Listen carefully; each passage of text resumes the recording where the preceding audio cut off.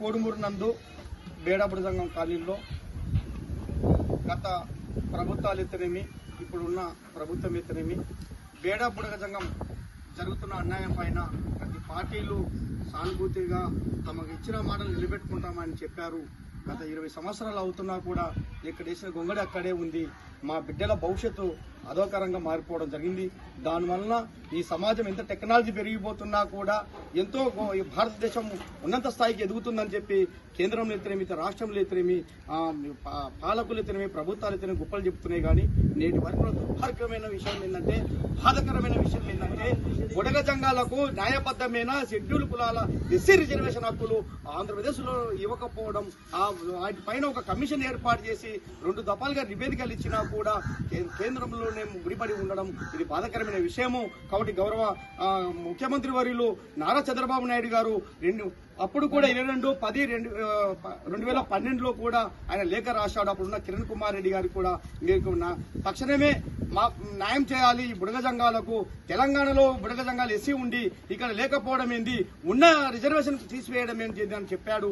అదేవిధంగా మినీ మహానాడులో కూడా 23/5/2016లో కూడా ఒక నివేదిక తీర్మానం, అంటే కర్నూలు మినీ మహానాడులో ఒక తీర్మానం చేసి బుడగ జంగాల సమస్య ఈ కర్నూలు జిల్లాలో చాలా ఎక్కడ పోయినా మాకు సమస్య ఉంటుంది, తక్షణమే మినీ మహానాడులో మేనిఫెస్టోలో పెట్టి దీనికి న్యాయం చేయాలని చెప్పి కూడా ఒక సుదీర్ఘమైన టీడీపీ ప్రభుత్వము తీర్మానం చేసి కూడా పంపడం జరిగింది ఆ పార్టీ తరఫున. అదేవిధంగా గౌరవ ముఖ్యమంత్రి వర్యులు ఇప్పుడు ఇదే మా ఈ ఎలక్షన్ టైంలో వచ్చేటప్పుడు కూడా సింగమల్లె అనంతపురం డిస్టిక్ నందు సింగమల్లెలో కూడా హామీచ్చారు. నేను అప్పుడు గతంలో 2017లో నేను ఒక కమిషన్ వేశాను. ఆ కమిషన్ నివేదిక ఇప్పుడు కేంద్రంలో ఉంది.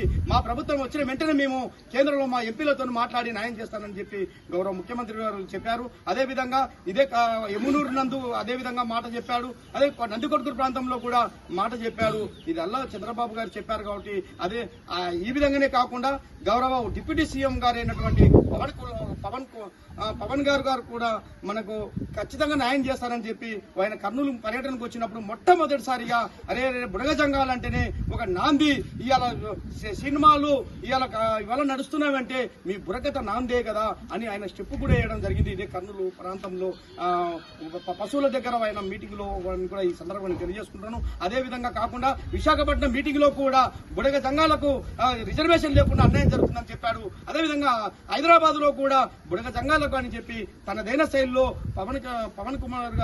పవన్ కళ్యాణ్ గారు ఖచ్చితంగా న్యాయం చేస్తారని చెప్పి హామీ ఇచ్చారు. కాబట్టి ఇరు వర్గాలు, అదేవిధంగా బీజేపీ ప్రభుత్వం కూడా ఆదినారాయణ రెడ్డి గారు అయితేనేమి, సతీష్ కుమార్ యాదవ్ గారు అయితేనేమి, మినిస్టర్ గారు అయితేనేమి, వీళ్ళందరూ కూడా కడప డిస్టిక్ లో కూడా హామీ ఇచ్చారు. కాబట్టి మాకు సంతోషమైన విషయం ఏంటంటే ఆంధ్రప్రదేశ్ లో ఈ కూటమి ఏర్పడినటువంటి 3 పార్టీలు కూడా మాకు బలంగా న్యాయం చేస్తామని హామీ ఇచ్చారు. వాళ్ళ మాట కట్టుబడి ఉండి తక్షణమే ఇప్పుడు రేపు పార్లమెంటు సమావేశాలు, ఇప్పుడు అయిపోయింది పార్లమెంటు సమావేశాలు, మళ్ళా జరగబోయే పార్లమెంటు సమావేశాల్లో తక్షణమే ఎంపీల ద్వారా అక్కడ ప్రస్తావింపజేసి కేంద్రంలోనే ఉన్నటువంటి సమస్య ఆర్జీఐ డిపార్ట్మెంట్ లో ఉంది, రిజిస్టర్ జనరల్ ఆఫ్ ఇండియాలో న్యూఢిల్లీలో. కాబట్టి దాన్ని తక్షణమే కదిలించి పార్లమెంటు ద్వారా తీర్మానం వేయి రాజ్యసభలో దానికి ఆమోదం పొంది రాష్ట్రపతి ఉత్తర్వులో సవరణ జరిగి మాకు న్యాయబద్ధమైన షెడ్యూల్ రిజర్వేషన్ హక్కులు కల్పిస్తారని కూటమి ప్రభుత్వానికి మేము ఆశిస్తున్నాం, సంతోషిస్తున్నాం. కాబట్టి ఇట్లా డిప్యూటీ సీఎం గారైతే పవన్ కళ్యాణ్ గారైతేనేమి, ఇట్లా గౌరవ చంద్రబాబు నాయుడు గారైతేనేమి, ఇట్లా బీజేపీ ప్రభుత్వం పురంధేశ్వర్ గారైతేనేమి